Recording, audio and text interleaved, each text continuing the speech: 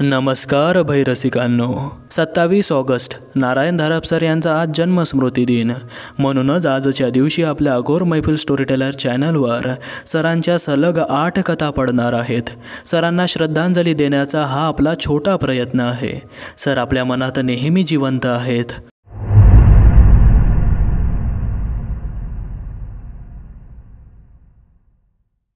अरविंद कॉटवर उताना झोपला होता. उघड्या पंजेची मानेखाली घडी होती. हातांचे स्नायू मधून मधून दगडासारखे ताठ होत होते. ते मोठ्या प्रयासाने तो परत सैल सोडत होता. वरच्या डागाळलेल्या पांढऱ्या छतावर बाहेरच्या पानावरून आलेला हिरवट परावर्तित प्रकाश पडला होता. त्यात अस्पष्ट सावल्या हलत होत्या. त्यांच्यावर त्याची नजर एकटक खिळली होती. शेवटचा दिवस, दोघांचा एकत्र असा शेवटचा दिवस. तेच ते शब्द पुन्हा पुन्हा त्याच्या मनातून सरकत होते. जाग आल्याच्या क्षणापासून आतल्या खोलीतून मंजूच्या हालचालींचा आवाज कानावर येत होता. कपाटाच्या दाराचा आवाज, ती तिचे कपडे, साड्या, ब्लाऊज, पेटीकोट, रुमाल, शाली, स्वेटर काढून घेत असेल. टेबलाच्या खणाचा आवाज, ती तिची डायरी, पर्स, पेन, पेन्सिल, घड्याळ, इयरिंग्स, साडीपिना घेत असेल. ड्रेसरचा आवाज, ती तिच्या पावडरी, लोशन, ब्रश, कंगवे, इतर प्रसाधनं गोळा करीत असेल. बॅगच्या खटक्यांचा आवाज, ती सामान बॅगमध्ये भरत असेल. अरविंद मनातल्या मनात म्हणाला, मला एकट्याला सोडून जाऊ नकोस ग. मंजू राहशील का? मी आता तसला अकरास्तळेपणा करणार नाही. ओठांची हालचाल फक्त, तोंडातून शब्द आलेच नाहीत. नुसती हवा आली.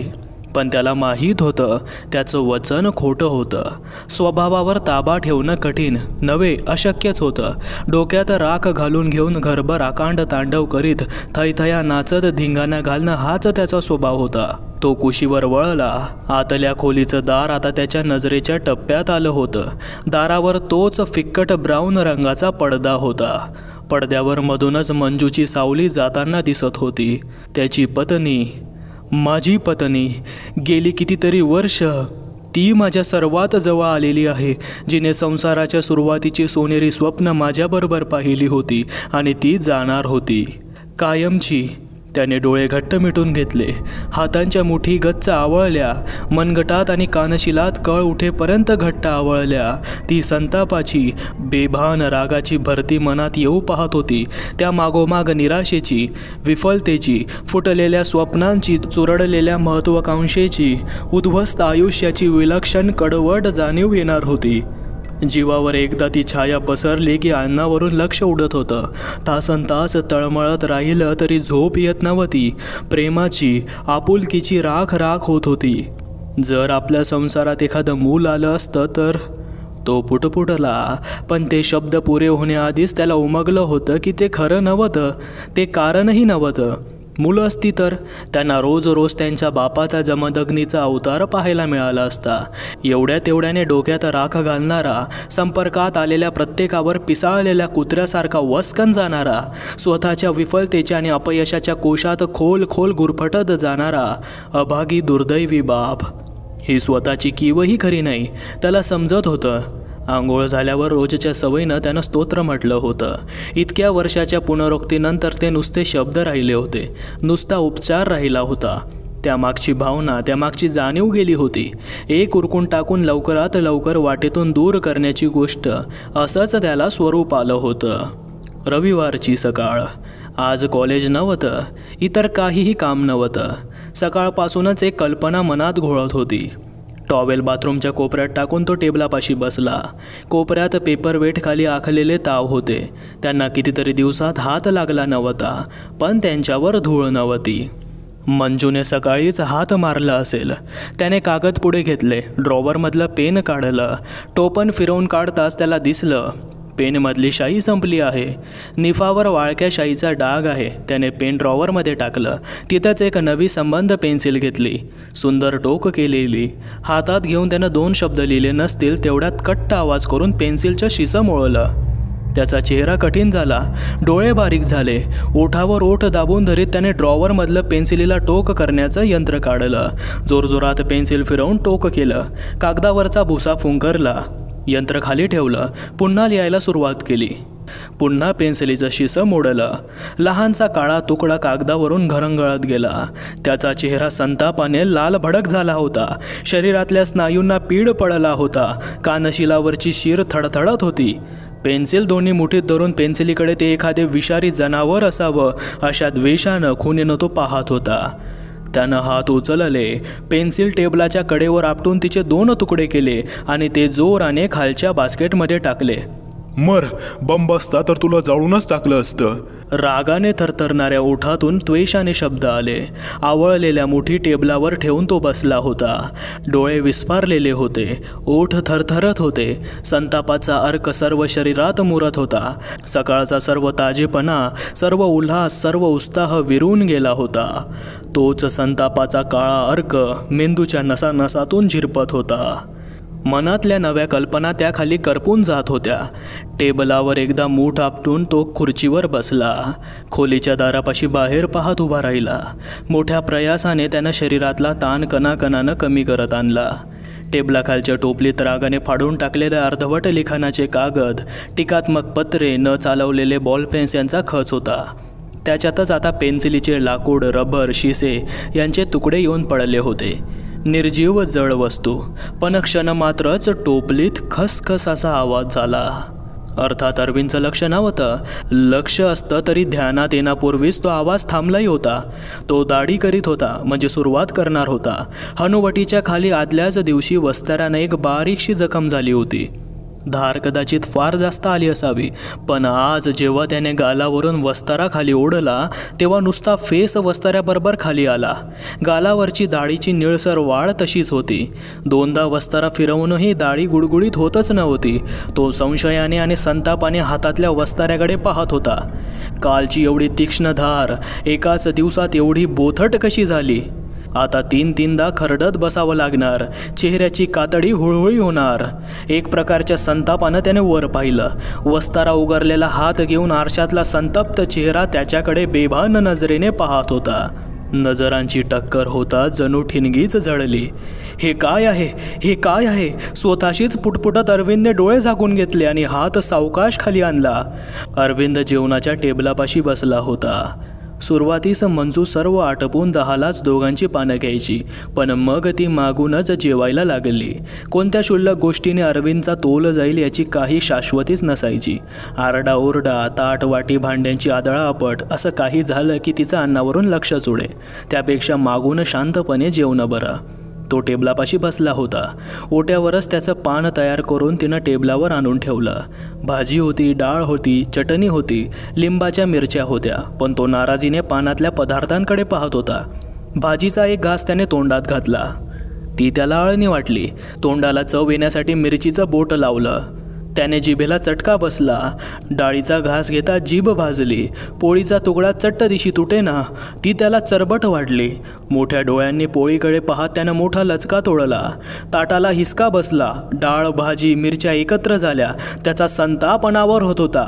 ओट्याला पाठ लावून उभी असलेली मंजू असहायपणे त्याच्याकडे पाहत होती. अरविंदच्या हातांची उघडझाप होत होती. त्याच्या सर्वांगातून संतापाच्या जणू वाफाच निघत होत्या. एखाद्या विषारी ढगासारखा त्याचा संताप घरभर पसरत होता. त्याचं किरणदार खिडक्यांवर, फर्निचरवर, भांड्याकुंड्यांवर, पडद्यावर, घरातल्या प्रत्येक वस्तूवर चढत होतं. दिवसाचे आणि रात्रीचे 24 तास हे चालू होतं. त्याच्या संतापाचे, तिरस्काराचे, उद्वेगाचे, द्वेषाचे आघात त्या घरावर, घरातल्या प्रत्येक लहान मोठ्या वस्तूवर होत होते. धबधब्याच्या आसपास 24 तास अतिसूक्ष्म तुषार सतत पडत राहावेत तसा त्या विषाचा सतत वर्षाव होत होता. घरातल्या अवकाशाचा कण आणि कण त्या रसरस्त्या अघोरी संतापाच्या शक्तीने व्यापला होता. अशी एखादी मर्यादा होती का की जी ओलांडताच या निर्द्रव्य अशब्द विकाराला एक सहेतुक स्वतंत्र अस्तित्व येईल? मंजूची सावली पडद्याआड स्थिरावली होती. ती विचार करीत होती. कशाचा विचार करीत होती? तिचा पाय या घरातून निघत नव्हता. रागारागाने बोलल्याचा तिला पश्चाताप होत होता. त्याच्यासमोर यायची शरम वाटत होती. आपल्या कानांची पाळी गरम झाल्याची त्याला जाणीव झाली. मनाच्या तळाचा संतापाचा कर्दम खदखदायला लागला होता. ही वेळ नाही, ही रागाची वेळ नाही. शेवटचा क्षण असा विकृत व्हायला नको, तो स्वतःला बजावत होता. दोन्ही हातांनी चेहरा घट्ट झाकून घेत होता. मन तडफड तडफड करीत होतं. जत्रेतला रंगीबिरंगी दिव्यांचा पाळणा त्याच रंगांची पुनरावृत्ती करीत काळ्या आकाशावर फिरत राहावा, तसे तेच विचार त्याच्या मनचक्षूंसमोर फिरत होते. मी 40 वर्षांचा झालो आहे. मी इथल्या कॉलेजमध्ये मराठीचा असिस्टंट प्रोफेसर आहे. एकदा सुरुवातीस किती पूर्वी, देवा किती पूर्वी, मी लेखक होण्याची महत्त्वाकांक्षा मनात बाळगून होतो. असं वाटलं होतं की लेखनाला हा व्यवसाय आणि हे वातावरण अगदी आदर्श ठरेल. काही तास लेक्चर घ्यायची, उरलेल्या वेळात लेखन करायचं. मंजू माझ्याच कॉलेजची विद्यार्थिनी, 1 वर्षाने ज्युनियर. कथाकथन, काव्यवाचन, वक्तृत्व स्पर्धा अशा ठिकाणी आमच्या भेटी होत गेल्या. MA होताच नोकरी लागली आणि तिच्याशी लग्न केलं. तेव्हा वाटलं होतं आता यश काय हाताच्याच अंतरावर आहे. तेव्हा वाटलं होतं मनात जे काही आणलं होतं ते जीवनात साकार होणार आहे. 18 वर्षांपूर्वी कोठे गेली ही 18 वर्ष? जवळजवळ 2 दशकं. अर्धवट लिहून फाडून फेकून दिलेल्या कागदांच्या ढिगाऱ्यात शोधायची. रात्र विचारात काढली. त्या वाया गेलेल्या लक्षावधी सेकंदाच्या पसाऱ्यात शोधायची. यशाचं गुपित कोठे होतं? स्फूर्तीचा जरा का आटला होता? सृजनाच्या अनुभूतीचा तो क्षण कधीच का येत नव्हता? तो होता तिथेच उभा होता. डोळ्यांवर तारांगण फिरावं, एक नवा तारा क्षितिजावर उगवावा, वर चढावा, तशी नवी नावं लोकांसमोर येत होती. पैसा, प्रसिद्धी, लोकप्रियता यांचा ओघ त्यांच्याकडे वाहत होता. त्याच्या मनात विषाद का येऊ नये? विषादाला वैफल्याची, मग त्याला संतापाची आणि शेवटी अपयशाच्या भीतीची काळी किनार का येऊ नये? मन आक्रसत शेवटी स्वतःभोवती वेटोळी घालून बसलं होतं. आश्मलात पानाचा दगड व्हावा तसं ते कठीण झालं होतं. त्यातली ग्रहणशक्ती गेली होती. नव्या कल्पनांना तिथे आता प्रवेश नव्हता आणि त्या कठीण पृष्ठावर आपटणाऱ्या त्याच्या सर्व भावना, सर्व विकार परत बाहेर फेकले जात होते. सर्व भावनांचा त्याच्या आसपास सतत एक अदृश्य निर्यास होत होता. मंजू पडद्याबाहेर आली. तिच्या अंगावर डाळिंबी रंगाची नायलॉनची साडी होती. ती साडी पाहताच त्याच्या मनाला हिसका बसला. 3-4 वर्षांपूर्वी त्याने तिच्यासाठी ती मुंबईहून आणली होती.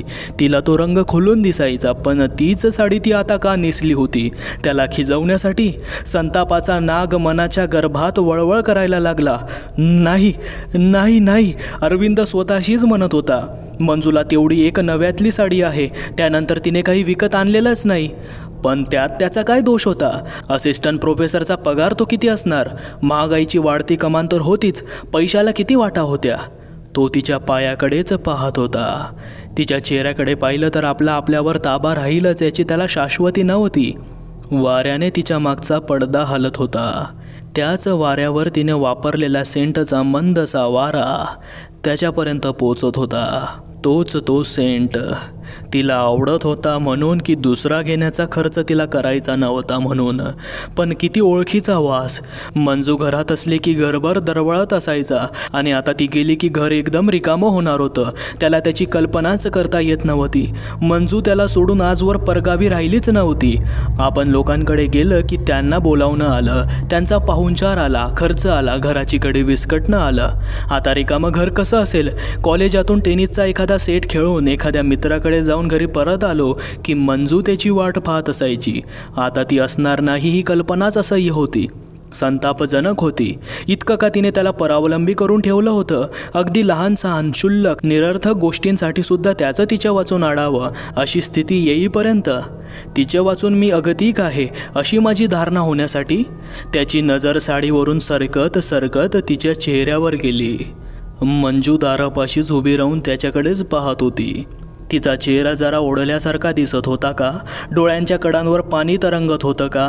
चेहरा किंचित चुकल्यासारखा दिसत होता का? म्हणजे तू जायचं नक्की केलं आहेस तर? आपला आवाज किती थंड निर्विकार आहे त्याला नवलाने वाटलं. ती हलकेच म्हणाली. कटकट गेली.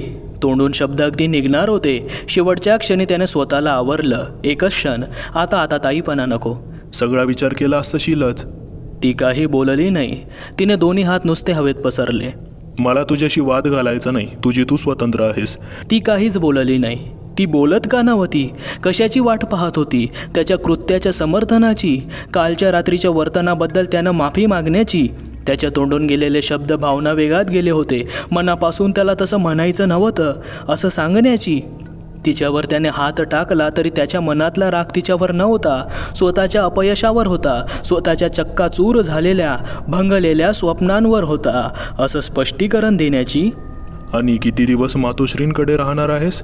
बोलता बोलताच त्याला वाटत होतं, आवाजातला उपहार क्षणभरसुद्धा आपल्याला दूर का ठेवता येत नाही. खाली पाहत मंजू म्हणाली, ते मी कसं सांगू, तुमच्यावरच सारं अवलंबून आहे. माझ्यावर? सारं माझ्यावर अवलंबून आहे? दरवेळी सारखंच आताही? एक हात वर करीत मंजू म्हणाली, आता कशाला वादावादी हवी आहे? शब्दाने शब्द वाढतील. मला खरंच त्याचा कंटाळा आला आहे. त्यापेक्षा गाशा गुंडाळून पळून जाणं सोपं नाही का? त्या क्षणी तिची मान एकदम वर आली, नजर त्याच्यावर खेळली. पळून जात आहे? 18 वर्षांनंतरही हा आरोप तुम्ही करता माझ्यावर? 18 वर्ष 24 तास तुमच्या सहवासात काढलेली मी, मला काय दिसत नाही का? कणाकणाने तुम्ही स्वतःचा नाश करून घेत आहात, स्वतःच्या सर्व आयुष्याच्या चिंध्या चिंध्या करीत आहात. मला दिसत नाही का मीही तुमच्याबरोबर या भोवऱ्यात सापडलेली आहे, की शेवटी मलाही वेळ लागणार आहे आणि माझ्यावर तुम्ही पळून चालल्याचा आरोप करता? आता आसू तिला आवरत नव्हते. पोटाने तिने डोळ्यांच्या कडा पुसल्या. माझ्या अंगावर हात टाकलात हे खरं आहे, पण शरीराच्या जखमा काही कायम राहत नाहीत. तुम्ही पुन्हा पुन्हा म्हणत होतात तरी माझ्या जाण्याचं कारण ते नाही आहे. एक पाऊल पुढे टाकत ती म्हणाली, अरविंद, माझ्यावर रागावून मला मारलं तरी मला त्याचा राग नाही, कारण मग मला तुमच्या मनात काहीतरी स्थान राहील. पण तसं नाही आहे. मी तुमच्या वाटेतली एक धोंड आहे, अडगळ आहे. मी तुम्हाला नको आहे.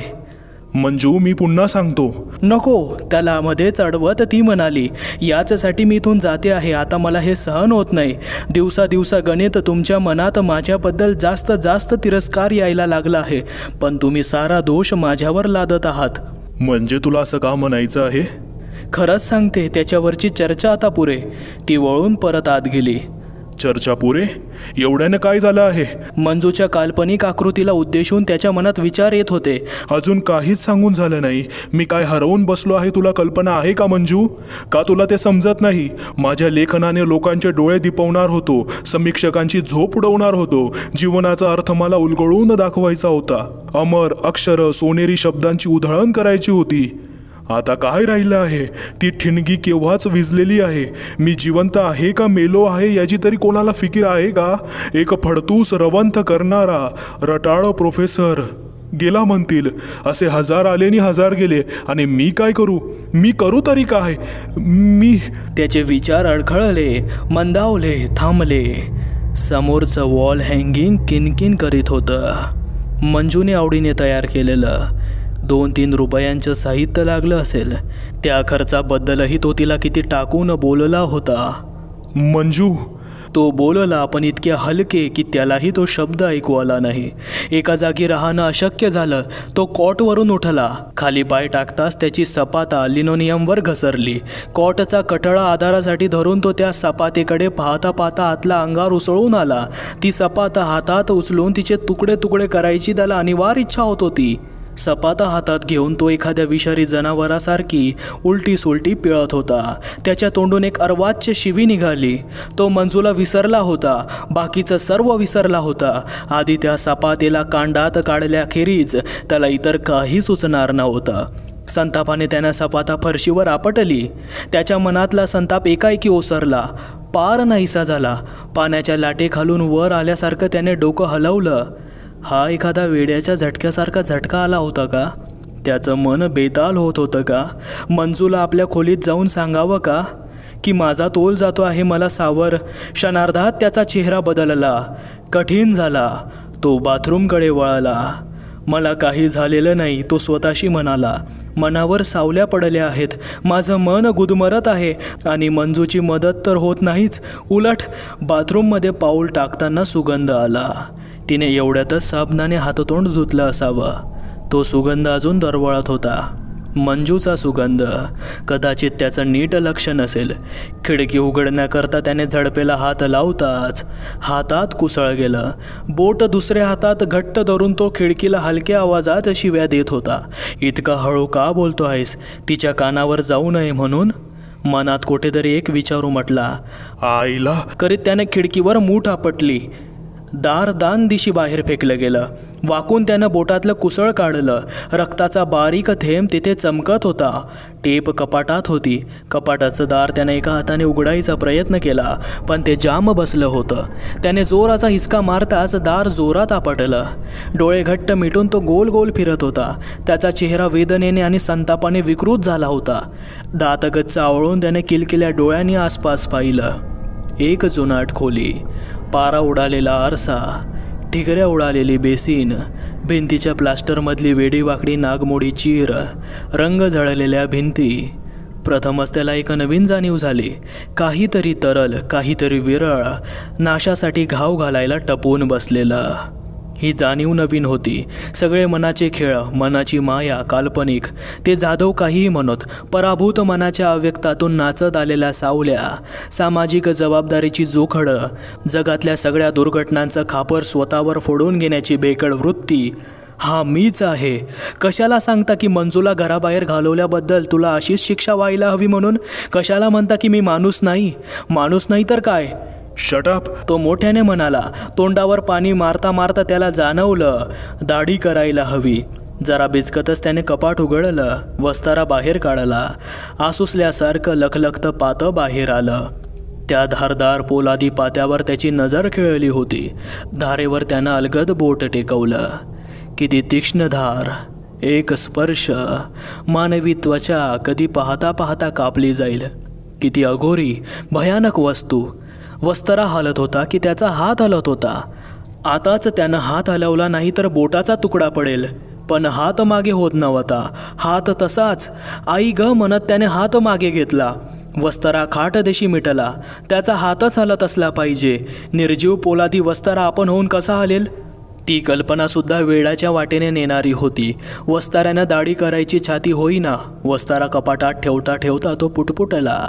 सेफ्टी रेझरच आणायला हवा. नेमका एखाद्या वेळी हात सटकायचा. त्याने पुढे विचारच केला नाही, पण मन हादरलं होतं. दूरवरच्या वादळाचा गडगडाट कानी यावा तशी मनाला भावी अशुभ घटनांची एक थरथरती चाहूल लागली होती. आरशातल्या प्रतिबिंबाकडे पाहता पाहता मन मागे गेलं. त्यावेळी तो चहा कॉफी यांना स्पर्शही करीत नसे.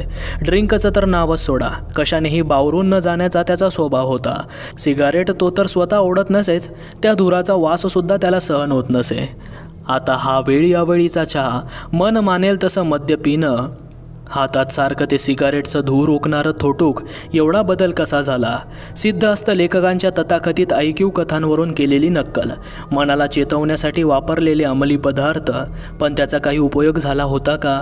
मुळीच नाही. टेबलावरचे समोरचे कागद दिवसांमागून दिवस कोरेच राहिले. शब्द अडून बसत, हट्टी मुलासारखे लपून बसत, मनासमोर येतच नसत. रचलेली कथानकं पाण्यात पडलेल्या ढेकळासारखी विरघळून जात. पात्र विद्रूप केलेल्या बत्थळ बिनचेहऱ्याच्या मातीच्या पुतळ्यासारखी होत. आणि संतापाची गोष्ट ही होती की आपल्यात सृजनशीलता आहे हे त्याला मनोमन माहीत होतं. हा पोकळ गर्व नव्हता, स्वतःची फसवणूक नव्हती, पण काळ जात होता. चालला होता तशी त्याची गती वाढत होती. काळासारखं व्यक्तिनिष्ठ काहीही नाही. तो देता येत नाही, घेता येत नाही, रुकवता येत नाही. थांबवायला गेलं तर आणखीनच वेगाने क्रमणा करतो. टकटक करीत सेकंद मोजणारं घड्याळ त्याचं शत्रू झालं होतं. काळ काय घड्याळात होता? काळाच्या आरीवर गगनातून फिरणारा सूर्य त्याला शत्रूसारखा वाटत होता. काळ काय ऊन सावलीत होता? काळ त्याच्याच मनात होता. वेळ गेली नाही ना हे पाण्याचाच त्याला नाद लागला. वेळ कशासाठी वाचवायचा हे तो जणू विसरूनच गेला. पण त्या काळजीला अस्वस्थतेची झाक केव्हा आली? त्यावर संतापाचा लाल ताव केव्हा चढला? त्यावर तर्कदुष्टतेचे काळे किरण केव्हा पसरले? मागे केव्हा तरी कधीतरी हे झालं होतं. या संतापाचा, उद्वेगाचा, विफलतेचा पगडा त्याच्या मनावर बसला होता हे खरं, पण ही केवळ निराशा होती किंवा तिची जरा प्रमाणाबाहेरची प्रतिक्रिया होती. मग ते भोसले काहीही म्हणत त्यांच्या वायफळ बडबडीकडे लक्ष देण्यात अर्थ नव्हता. त्याची सुरुवात त्याच्या स्वतःतच होती. सुरुवातीचा नाखुशीचा एखादा शब्द, एखादी रागीट नजर, एखाद्या वेळी नकळत रागाने मोठी आवळणं, पण या क्षुल्लक उगमातून सुरुवात झालेला अतिरेकी विकारांचा हा ओघ आपल्या विकृत मार्गाने खाली खाली केला होता. त्याच्या अंतर्मनाच्या गाभ्यात जाऊन रुतला होता. एखाद्या विषारी सर्पासारखी वेटोळ्यावर वेटोळी घालून बसला होता. त्या द्वेषाचे, संतापाचे अधीर अविवेकी, तिरस्काराचे धुमारे आता शरीरातील कणाकणात पोचले होते. ब्रशने दात घासता घासता लक्ष दुसरीकडे कुठेतरी गेलं. ब्रश हिरडीवर जोरात आपटला, इतका की दातातून कळ आली. डोळ्यात पाणी उभं राहिलं. ब्रश दोन्ही हातात धरून त्याचे तुकडे तुकडे करावे तसं त्याला वाटत होतं. त्यानं हात सावकाश खाली घेतले. मनाला आवर यायला पाहिजे. संतापाला शरीरावर मात करू देता उपयोगी नाही. क्षणाक्षणाला असं माथं बडकत राहिलं तर त्याच्या हातून काहीच होणार नाही. पण त्याच्या मनात विचार आल्याखेरीज राहिला नाही. एवढ्यात त्याला एकट्यालाच हे लहान सहान अपघात या घरात का होत होते? दारात वाट सापडणं, हाताला चुका, पिना, टाचण्या, खिळे टोचणं, कपाटाच्या दारावर डोके आपटणं, जणू काही सर्व घरात एक सूडाची प्रेरणा वावरत होती. सर्व निर्जीव वस्तूतही त्यामुळे एक हिंस्त्र घातकी शक्ती वावरायला लागली होती. नाही, असले विचार म्हणजे त्या भोसल्यांनीच वेळी अवेळी सुनावलेला तरकटाचा परिपाक होता. नाही, खरं गोष्ट ही असली पाहिजे, स्वतःच्याच विचारांच्या नादात आसपासच्या गोष्टींकडे त्याचं असायला हवं तितकं लक्ष राहिलं नसलं पाहिजे. त्यामुळेच हे सर्व लहान सहान अपघात होत असले पाहिजेत. असा वेळ जात होता. एव्हाना 9:30 वाजले होते. सकाळी मन ताजं असतं म्हणून लेखन करायचा त्याचा निर्धार होता. पण तो अशा फालतू गोष्टीत वेळ का दवडत होता? का टेबलापाशी त्या धूळ खात पडलेल्या कोऱ्या कागदांच्या चळतीसमोर बसायचीच त्याला आताशी भीती वाटायला लागली होती. आता तर घरात थांबणं अशक्यच होतं. मंजूच्या अस्तित्वाची जाणीव क्षणाक्षणाला होणार होती. काही तासातच ती त्या घरातून कायमची जाणार ही असह्य टोचणी मनाला लागलीच असती. केसांवरून नुसताच हात फिरवून तो बाहेर आला. घाईघाईने कपडे बदलून मंजूने विचारण्यापूर्वीच तो घराबाहेर पडला. कशाला तो लॅबोरेटरीजवळून गेला. दारातून भोसलेच बाहेर येत होते. अगदी समोरासमोरच गाठ पडली. त्यांना टाळणं अशक्यच झालं. काय वैद्य, आज सकाळी रिकामेच दिसता आहात? भोसले म्हणाले. नाही, पिरियड आहे, पण जरा उशिरा आहे. या ना कॅन्टीनमध्ये एखादी कॉफी घ्यायची? नको, आताच नाश्ता. त्यानं थाप मारली. कॉफी एक निमित्त होतं हो, मला तुमच्याशी बोलायचं आहे. आता नाही म्हणून पुढे गेलं तर तो अक्षम्य उद्धटपणा झाला असता. त्याला भोसल्यांबरोबर सायन्स कॅन्टीनमध्ये जावंच लागलं. भोसले मुख्यतः वास्तुशास्त्राचे प्राध्यापक होते, पण त्यांचा स्वभाव अनेक विषयात चिकित्सक संशोधन करण्याचा होता आणि वागण्यात इतका पारदर्शक चांगुलपणा होता की अरविंदसारखा हेकट तापट माणूसही त्यांच्याशी सरळ राहत होता. 8 वर्षांपूर्वी भोसले कॉलेजात रुजू झाले होते. टेनिस कोर्टवर अरविंदशी त्यांचा परिचय आणि मैत्री जमली होती. त्यांच्याकडे एक रविवारी त्यांना घेऊन तो त्यांच्या घरी आला होता. दाराच्या आत पाय टाकताच भोसले थपकून उभे राहिले होते. तो प्रसंग अरविंदला अजूनही स्पष्ट आठवत होता.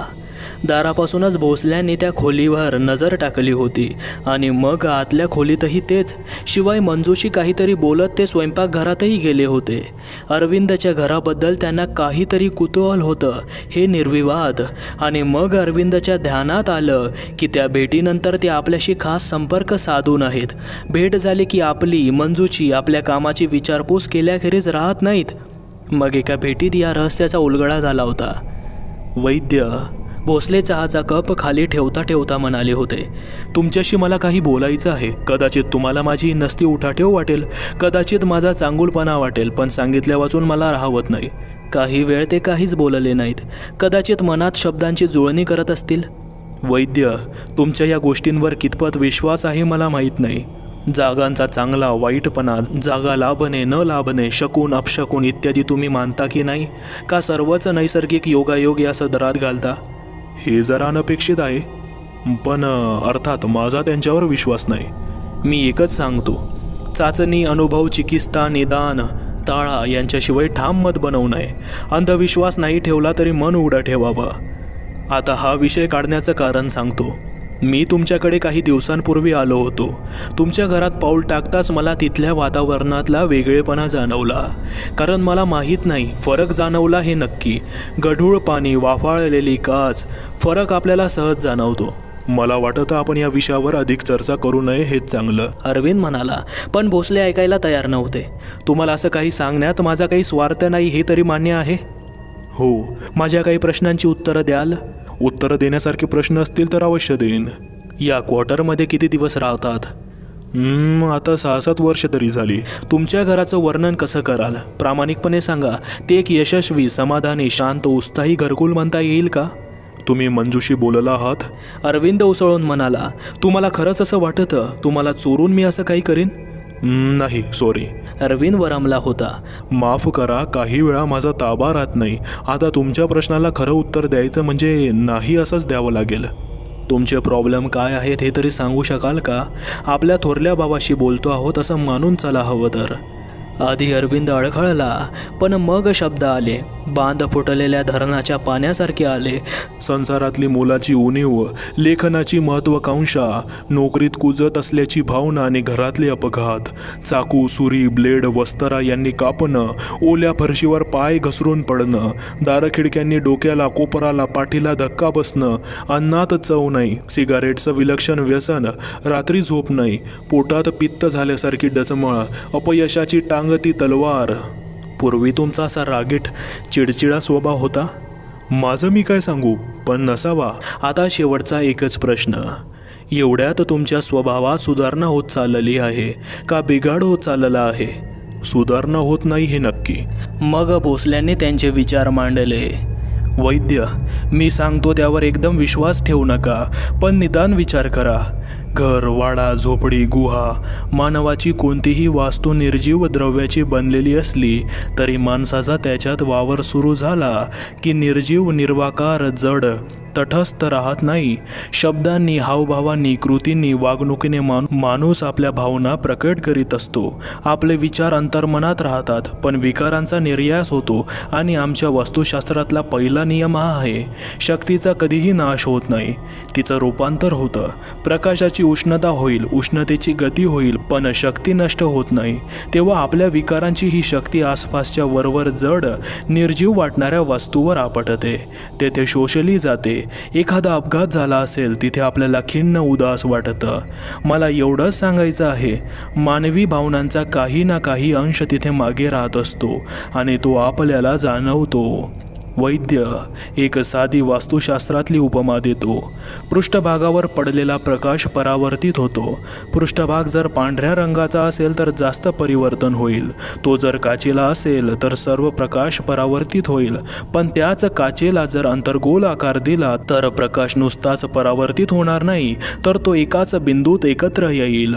साध्या उन्हात अशा आरशासमोर कागद धरला तर त्या बिंदूपाशी कागदाला पेटवण्या इतकी शक्ती एकत्रित झालेली असते. वैद्य, तुमच्या अनुभवांचं तुम्ही पृथक्करण करणार नाहीत का?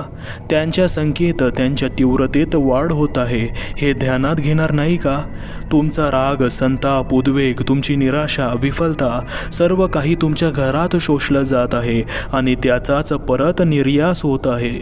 तुमच्या घरात पाय टाकताच मला हे जाणवलं होतं. तुमच्या घराचा कण आणि कण या शक्तीने भारला जात आहे. अपवादात्मक ठिकाणीच सापडावी अशी तुमच्या घराची रचना झाली आहे. द्रव्य संच, पृष्ठभाग, कोन, अंतर सर्व काही नको त्या प्रमाणात जुळून आलं आहे.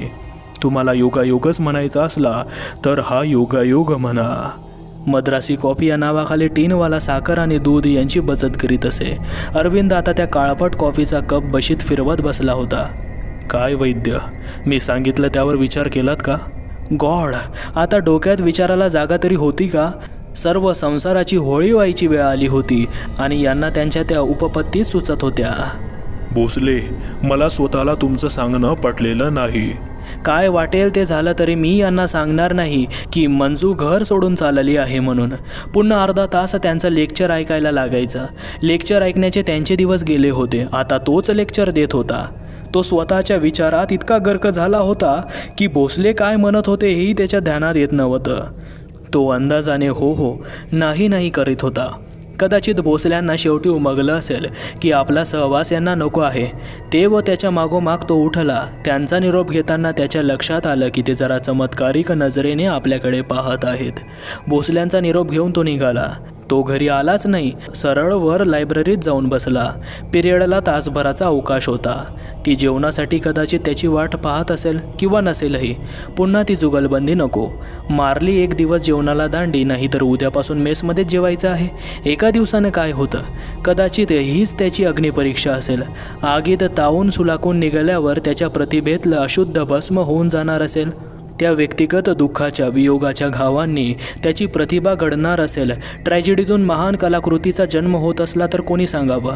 घंटाच्या आवाजाने तो भानावर आला. वर्गात जाताना पूर्वीची उभारी राहिली नव्हती. विद्यार्थ्यांशी सुरुवातीचा सुसंवाद राहिला नव्हता.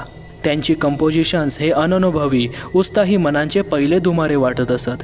आता त्याला ती पेपरांची चळत म्हणजे मूर्ख अर्धवट अंशाचं बरळ न वाटायला लागली होती. त्यांच्यासमोर उभं राहताच त्याला जाणवलं की आज आपण कसला पिरियड घेणार होतो. पोर्शन कोठपर्यंत आला आहे याची आपल्याला काहीही कल्पना नाही. रिव्हिजन आणि डिफिकल्टीज अशावर त्याने कसा तरी पिरियड मारून नेला. पण मुलांच्या लक्षात ती बनवाबनवी आल्या वाचून राहिली नाही. पण तो त्याबद्दल फिकीर करण्यापलीकडे गेला होता. घराकडे परत येता येता त्याला वाटलं आपला मेंदू बर्फाने इथरने बधीर झाला आहे. मंजू गेली असेल का? गाडी कोणती ते आपण विचारलं नव्हतं. ती निरोप न घेताच गेली असेल का? तिच्या कृतीचा पश्चाताप होऊन साश्रू नयनांनी म्लान चेहऱ्यानं माझी वाट पाहत असेल. ती काय करू शकेल आणि काय करू शकणार नाही याची आपल्याला खरी कल्पनाच नाही. इतकी वर्ष तिच्या अगदी निकट सहवासात काढूनही आपल्याला तिची खरी ओळखच झालेली नाही. आणि जो एक व्यक्ती ओळखू शकत नाही तो कसला जिवंत पात्र निर्माण करणार. पण ती गेली असली तर? घरात मंजू नाही, अजूनही ते नुसते शब्द होते. यांचा खरा अर्थ तो कल्पनेत सुद्धा आणू शकत नव्हता. तिच्याशिवाय घराचा विचारच अशक्य होता. ती नसली तर ते घर राहत नव्हतं. दुसरं काहीतरी होत होतं. भोसले काय म्हणाले? माझ्या अतिरेकी संतापाने या सर्व घराची एक अघोरी घातकी रसरसती चेतना आली आहे. ते खरं असेल? पाहू पाहू. अमूर्त, निर्द्रव्य, केवळ शुद्ध शक्ती स्वरूप. शब्द सोपे आहेत. कशी प्रचिती येणार आहे? भिंती कलंडणार आहेत, छप्पर कोसळणार आहे, विजेच्या ठिणग्यांचा जीव घेणा फवारा उडणार आहे, प्लंबिंग लाईनचा नळ उचकटून सापासारखा मानेला विळखा घालणार आहे. घराचं दार उघडच होतं. तो आत आला. मंजू त्याच्या टेबलापाशी बसलेली होती. तिच्या पायाशी बॅग होती. वियोगासाठी मन दगडासारखं घट्ट केल्यावर मग बसलेला हा धक्का असह्य होता. तो तिच्याकडे नुसता पाहतच राहिला. मंजू सावकाश उभी राहिली. दोन्ही हात एकमेकांत गुंतले होते, पिळवटले होते. चेहरा वेदनेने करून झाला होता. हिला सुखी करण्यासाठी शपथ आपण घेतली होती ना अरविंद? तिच्या घशात आवंडा आला होता. त्याचा तोल अजूनही सावरला नव्हता. अरविंदा, मला तुम्ही जाऊ नकोस, राहा एवढंही म्हणणार नाही. मी तुला जा म्हटलं नव्हतं ना, मग आता राहा म्हणण्याचा प्रश्न कुठे येतो? माझ्या मनात हे बोलायचं नव्हतं. हे विचार माझे नाहीत. मी नुसता गप्प का बसत नाही? तेवढ्यानेही काम होईल. अरविंद, जरा समजूतदारपणाने घेतलं तर? ती खळीला आली आहे. नुसतं गप्प बसलं तरी चालेल. समजूतदारपणा? हे तू मला सांगतेस? त्याचा आवाज क्षणार्धात चढला होता. शरीरातल्या धमन्यातून तप्त रक्त वाहत असल्याची जाणीव झाली. इतकी वर्ष गप्प बसलो, लिहायची जिद्द होती ती मरून गेली. आता हातून शब्दही लिहून होत नाही. समजलं? यापुढे कधी लिहून होणार नाही. समजलं? त्याच्या चेहऱ्याकडे भयानं पाहत ती पावला पावलानं मागे सरत होती आणि तो पावला पावलानं पुढे सरकत होता. सर्व शरीर थरथरत होतं. डोळे विस्फारले होते, लाल झाले होते, नाकपुड्या फेंदारल्या होत्या, हाताच्या मुठी आवळल्या होत्या. अरविंद, ती भयभीत आवाजात पुटपुटली. त्याला थांबायचं होतं. त्याच्या मनातून मंजूला भिववायचं नव्हतं. संतापाची नवी लाट आली. संताप त्याच्या शरीराबाहेर ओसंडू लागला. शरीरावरचा ताबाच गेला होता. आपण काय बोलतो आहोत याचंही त्याला भान राहिला नाही. ती त्याला चुकवून पुढे आली. बॅग हातात घेऊन घाईघाईने जवळजवळ पळतच घराबाहेर पडली.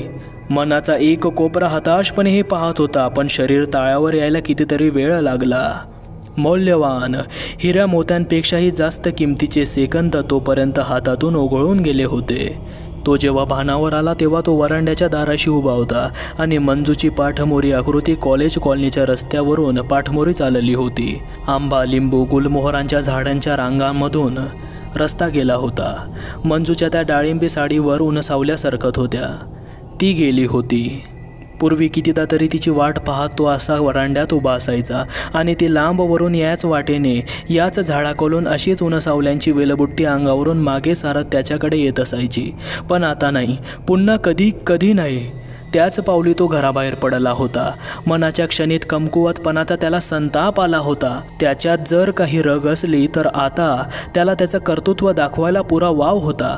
त्या नवशिका पोऱ्यांच्या समोर 4 पेंढ्या टाकल्या की त्याचा तो स्वतंत्र होता. आता कोणाचे पाश नाहीत, जबाबदाऱ्या नाहीत, बांधिलक्या नाहीत, इतर कोणाच्या वेळा राखायच्या नाहीत. तो वाटेतच थांबला. हे सर्व आपण स्वतःशी समर्थन का करीत आहोत? आता कोणाची खात्री पटवायची आहे?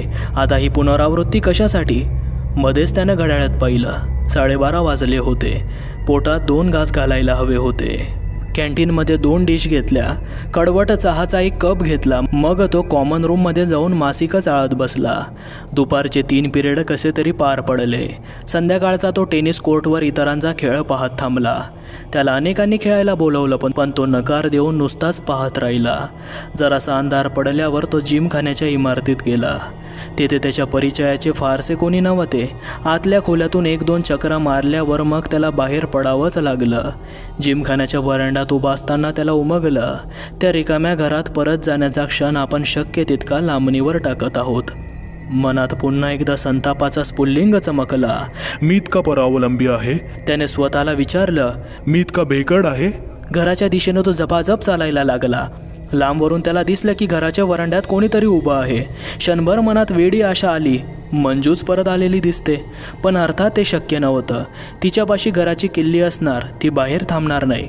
मनाच्या कमकुवतपणाचा त्याला विलक्षण राग आला.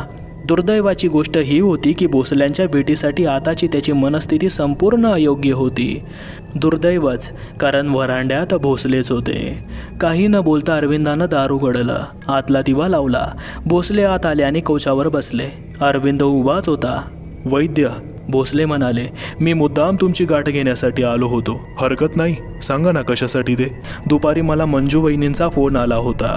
संतापाची एक सनक अरविंदच्या सर्वांगातून सनसनात गेली. वैद्य, एक हात वर करीत भोसले म्हणाले, मला माहीत आहे तुम्हाला राग येणार आहे. मला माहीत आहे. माझ्यासारख्या त्रयस्थाने तुमच्या अंतर्गत बाबतीत पडता कामा नये. मला माहीत आहे आपल्या अल्पपरिचयाचा मी गैरफायदा घेतो आहे. सर्व माहीत आहे, तरीही मी आलो आहे. अरविंदने मोठ्या मुश्किलीने स्वतःवर ताबा ठेवला होता. वैद्य, सर्व माहीत असूनही तुमच्या रागाचा धोका पत्करूनही मी आलो, कारण तुम्हाला धोक्याची सूचना दिले वाचून मला चैन पडली नसती. धोक्याची सूचना? अरविंद रागाने म्हणाला. वैद्य, मी या घरासंबंधी बोललो होतो. ते शब्द आता शतपटींनी खरे आहेत. आता तुम्ही इथे एकट्याने मुळीच राहू नका. आता तर म्हणजे काय? वैद्य, नीट ऐका, प्लीज लक्ष द्या. इतके दिवस मंजूवहिनी घरात होत्या. तुम्ही आणि घराचा प्रभाव यांच्यात त्या एखाद्या संरक्षण भिंतीसारख्या उभ्या होत्या. त्यांचा सौम्य, समंजस, प्रेमळ, ममताळू स्वभाव हा या घराचा प्रभाव काही प्रमाणात सौम्य करीत होता. त्यांनी स्टेशनवरून मला फोन केला. त्या गावाला जात आहेत. तुम्ही घरात एकटे आहात. तुम्हाला काही मदत लागली तर ती मी करावी म्हणून. वैद्य, या घरात राहू नका. वाटलं तर माझ्याकडे या. वाटलं तर आपण रेक्टरांना फोन करू. हॉस्टेलमधली रिकामी खोली तुमच्यासाठी उघडून घेऊ. संपलं तुमचं बोलणं? अरविंदाचा आवाज बर्फासारखा थंड होता. भोसले उभे राहिले. वैद्य, मी जातो. माझं वर्तन जर शिष्टाचारात सोडून झालं असेल तर एवढंच ध्यानात ठेवा. मी सदिच्छा मनात घेऊनच आलो होतो. मी जातो. I am sorry. आणि शेवटचं सांगतो, माझी मदत लागली तर दिवस रात्रीच्या कोणत्याही क्षणी मला हाक द्या. मी जातो. मागे न पाहता ते निघून गेले. त्यांच्या मागे दाराला बोल्ट लावून तो आत आला. मनाने आणि शरीराने तो पार थकून गेला होता. आता त्याला काही विचार नको होता, काही हालचाल नको होती. अंगातले कपडेही न काढता तो सोफ्यावर मान मागे टेकवून बसला. 5, 7, 10 मिनिटं त्याला डुलकी लागली असली पाहिजे. त्यातून एकाएकी टक्क जागा झाला. पडल्यास तो वरच्या छपराकडे पाहत मनाशी विचार करू लागला. मंजू गेली होती. भोसलेही गेले होते. त्याचे हितचिंतक, त्याचे मदतनीस, त्याच्यासारखा आत्मघातकी कोण असेल? पण आता त्याला जाग कशाने आली होती? एखादा आवाज, एखादी हालचाल. त्याने आसपास पाहिलं. रिकामी खोली, रिकामं घर. रिकामं? त्याला पाहायला हवं होतं. जाग येण्याच्या अगदी आधीच्या क्षणी काहीतरी ऐकल्याची अस्पष्ट जाणीव मनात होती. सोफ्यावरून तो उभा राहिला. क्षणभर त्याला चक्कर आलीशी वाटली. पुन्हा एकदा दान दिशी तो सोफ्यात बसला. खाली वाकून त्याने कसे तरी बुटमोजे काढले. घशाला कोरड पडली होती. तहान लागली होती. सोफ्यातून उठताना त्याने पाठीचा आधार घेतला. तो सावकाश स्वयंपाकघराकडे आला. दारात उभा राहिला. दारातल्या स्विचकडे हात जाताना त्याला वाटलं की स्वयंपाकघर रिकामं नाही आहे. डायनिंग टेबलावर किंवा टेबलाखाली किंवा ओट्याजवळ काहीतरी आहे, काहीतरी मोठं, धुसर, अनिश्चित आकाराचं. पण तेवढ्यात खट्ट आवाज करून दिवा लागला. स्वयंपाकघर रिकामं होतं. डायनिंग टेबलवर अन्न होतं. भात, वरण, भाजी, चटणी, तूप, मीठ, ताक, तांब्या, भांडं. मंजूने त्याच्यासाठी केलेलं शेवटचं काम. आपल्याला काय होत आहे हे त्याला कळेना, पण काही केलं त्याला स्वयंपाकघरात पाय टाकायची छाती होईना. आताच त्याला तिथं काहीतरी दिसलं होतं. डायनिंग टेबलजवळच. ते काय होतं? तो माघारी वळला, बाथरूममध्ये गेला. सिंकमधल्या नळाला पाणी होतं. खाली वाकून तो ढसाढसा पाणी प्यायला. डोळे चुरचुरत होते. डोळ्यांवरून, चेहऱ्यावरून त्याने गार पाण्याचा हात फिरवला आणि चेहरा वर केला. आधी त्याला समोर काहीच दिसेना. कदाचित डोळ्यात पाणी गेलं असेल. त्याने डोळे चोळले. पुन्हा समोर पाहिलं. आरशाची काच होती. तिथे धुराची वेटोळी दिसत होती. जणू काही काचेच्या अणूंचं रूपांतर धुरात झालं होतं. धूर हळूहळू विरला. समोर काच आली. आरशात चेहरा आला. पण काय भयानक, हिडीस, विद्रूप चेहरा. काहीतरी ओरडत तो मागे सरला, पण आरशातला चेहरा फिदी फिदी हसत होता. हे काय आहे? हे काय होत आहे? तो विचार करीत होता. हे सर्व माझ्या मनाचेच चाळे असले पाहिजेत. मी मनावर ताबा मिळवला पाहिजे. मन शांत करायला पाहिजे. तो सावकाश सावकाश मागे सरत होता. बाथरूमच्या दाराला कसा काय धक्का लागला त्याला समजलं नाही, पण दार जोरात आत आलं. दाराची कड त्याच्या पाठीत जोरात आपटली. वेदनेनं त्याच्या तोंडून आई ग असा विबळता उद्गार निघाला. हाताने पाठ धरून तो कसा तरी हॉलमध्ये आला. गोंधळून तो चारी बाजूंना पाहत होता. स्वयंपाकघराचं, बाथरूमचं सर्व दारं सावकाश मागे पुढे होत होती. जी दारं त्याने जाताना लाथेने लाथाळली होती, आता ती सर्व दारं हलत होती. सर्व खोल्यातून एखादा वारा वाहत असल्यासारखी. पण त्याला तर काही जाणवत नव्हतं. हाही त्याच्या मनाचा भासच असला पाहिजे. त्याच्या कल्पनेपेक्षा त्याच्या मनावर विलक्षण ताण पडला असला पाहिजे. नर्वस ब्रेकडाऊनच्या प्रारंभीच्या खुणा अशाच असतात का? त्याने डोळे घट्ट मिटून घेतले. एक खूप मोठा श्वास घेतला आणि तो सावकाश बाहेर पडला. डोळे उघडले तेव्हा सर्व हालचाल थांबली होती. कपाळावर घामाचा ओलावा आल्याचं त्याला जाणवत होतं. ही या प्रकारची अखेर होती का हा तात्पुरता विसावा होता? आणि आता प्रथमच त्याच्या मनाला भीतीचा स्पर्श झाला. त्याला इथे शारीरिक धोका होता. भोसले म्हणाले होते, केव्हाही माझ्याकडे या. त्यांच्या प्रामाणिकपणाबद्दल शंका घ्यायला जागा नव्हती. पण इथून जायचं म्हणजे त्यांची सर्व उपपत्ती मान्य करायची. आणि मग अर्थात मंजूला परत बोलावणं आला. कदाचित तिच्या काही अटीही ती घालेल. हा गर्व, हा वृथा अभिमान, हा आत्मगंड चूक आहे. ते काही माझे शत्रू नाहीत. ते सदैव मला मदत करायलाच तयार आहेत. मी या खोट्या अभिमानाला बळी पडता कामा नये. अशी सपशेल शरणागती पत्करायची नाही, कदापि नाही. त्याने मूठ दुसऱ्या तळव्यावर आपटली. तो परिचित संताप शरीरावर वर्चस्व गाजवायला लागला होता. कानशिलाची पळी गरम व्हायला लागली होती. नजरेवर लाल ताव यायला लागला होता. मी हार खाणार नाही, तो त्या रिकाम्या घरात ओरडला आणि गर्रकन वळला. एवढ्यातच काहीतरी सरपटत मागे गेलेलं पाहिल्याचा त्याला भास झाला होता. पण मागे काही नव्हतं. पण एकदम फर्र आवाज करून बेसिनमधला नळ सुरू झाला. कदाचित त्याच्याच हातून मगाशी उघडा राहिला असेल आणि आता अचानक पाण्याचा जोर वाढला असेल. पण नळ बंद करावाच लागणार होता. तो तिकडे वळणार तेवढ्यात नळ बंद झाला. अरविंद गोंधळून मागे वळला. खोलीतली हवा गरम झालीशी वाटत होती. त्याला गुदमरल्यासारखं वाटत होतं. कदाचित संतापाचाही परिणाम असेल. गार हवा हवी होती.